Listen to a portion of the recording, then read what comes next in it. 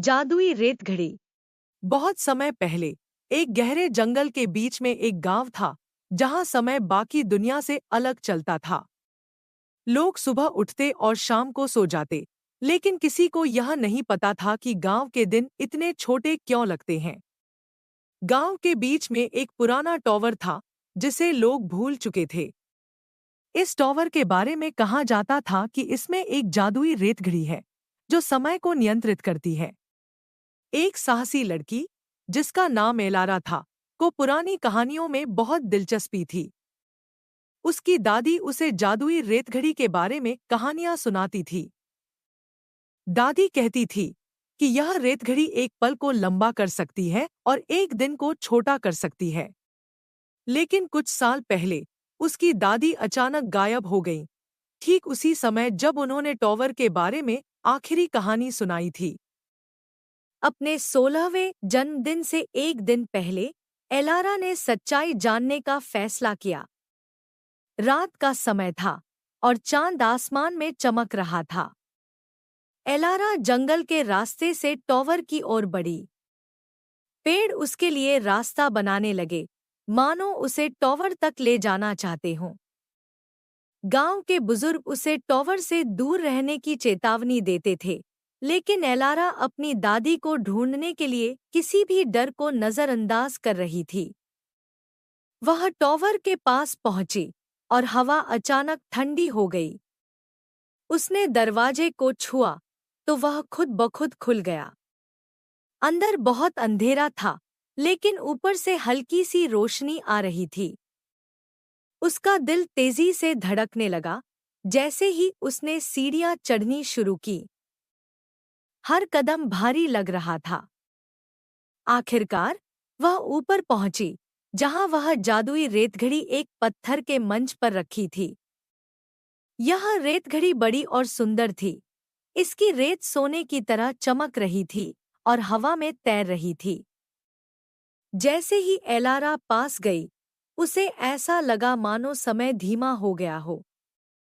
उसने रेतघड़ी को छुआ और अचानक चारों ओर फुसफुसाहटें सुनाई देने लगी। एलारा। यह उसकी दादी की आवाज थी। दादी, एलारा ने हैरानी से कहा, लेकिन वहां कोई नहीं था। आवाज बहुत हल्की थी, लेकिन पहचानने में गलती नहीं हो सकती थी। मुझे ढूंढो, एलारा। समय खत्म हो रहा है। एलारा का दिल जोर जोर से धड़कने लगा। उसने फिर से रेतघड़ी की ओर देखा। क्या यह उसकी दादी को ढूंढने का तरीका था? लेकिन अगर उसने इसे पलटा, तो क्या होगा?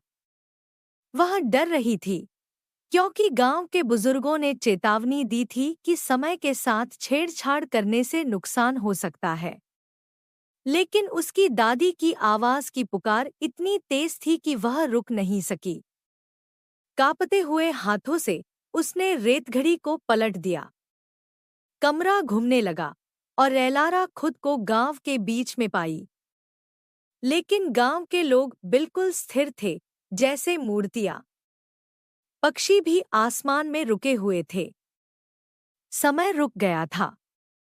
एलारा, फिर से आवाज आई, और अब यह और साफ थी। उसने जंगल की ओर देखा और वहां उसे अपनी दादी की हल्की, चमकती आकृति दिखी। एलारा तैयार थी। मैं तैयार हूं, उसने कहा। रक्षक ने हाथ हिलाया और दुनिया बदल गई। अब एलारा एक दर्पणों की भूल भुलैया के सामने खड़ी थी।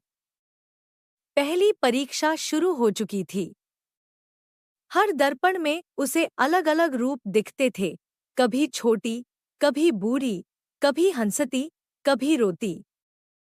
जैसे ही वह आगे बढ़ी, दर्पण उसके डर और दुख की बातें करने लगे। तुम कभी उन्हें नहीं ढूंढ पाओगी। तुम इतनी मजबूत नहीं हो। तुम अकेली हो। लेकिन एलारा ने डर से लड़ते हुए कहा, यह सब असली नहीं है। मुझे डर नहीं है। जैसे ही उसने ये शब्द कहे, दर्पण टूट गए और वह दूसरी परीक्षा में पहुंच गई। अब वह एक विशाल समुद्र के किनारे थी। उसे एक नाव में बैठकर समुद्र के दूसरी ओर जाना था, लेकिन समुद्र में तूफान था। यह परीक्षा उसके दिमाग की थी। उसे ध्यान से सोचना पड़ा और अपनी दिशा बदलनी पड़ी। उसने तूफान से लड़ते हुए रास्ता पार किया और आखिरकार किनारे पर पहुंच गई। अब तीसरी और आखिरी परीक्षा थी, उसकी आत्मा की परीक्षा। वह एक बड़े पेड़ के सामने खड़ी थी, जिसकी शाखाओं पर चमकते गोले थे। रक्षक ने कहा, इनमें से एक गोला वह क्षण है जब तुम्हारी दादी खो गई थी। लेकिन अगर तुम गलत चुनोगी तो खुद भी खो जाओगी। एलारा ने अपनी आंखें बंद की और दिल से महसूस किया। उसने सबसे हल्के गोले को चुना। जैसे ही उसने उसे छुआ, दुनिया फिर से बदल गई और वह गांव में वापस आ गई। समय फिर से चलने लगा। उसकी दादी वहां खड़ी थी, मुस्कुराते हुए, मानो कुछ हुआ ही न हो। तुमने मुझे ढूंढ लिया, एलारा, उसकी दादी ने उसे गले लगाते हुए कहा। जैसे ही गांव की घंटियां दूर बजने लगीं, एलारा को यह एहसास हुआ कि उन्हें समय में एक दूसरा मौका मिला है। लेकिन वह रक्षक की चेतावनी को कभी नहीं भूलेगी कि समय, चाहे कितना भी शक्तिशाली क्यों न हो, उसके साथ खेलना खतरनाक है।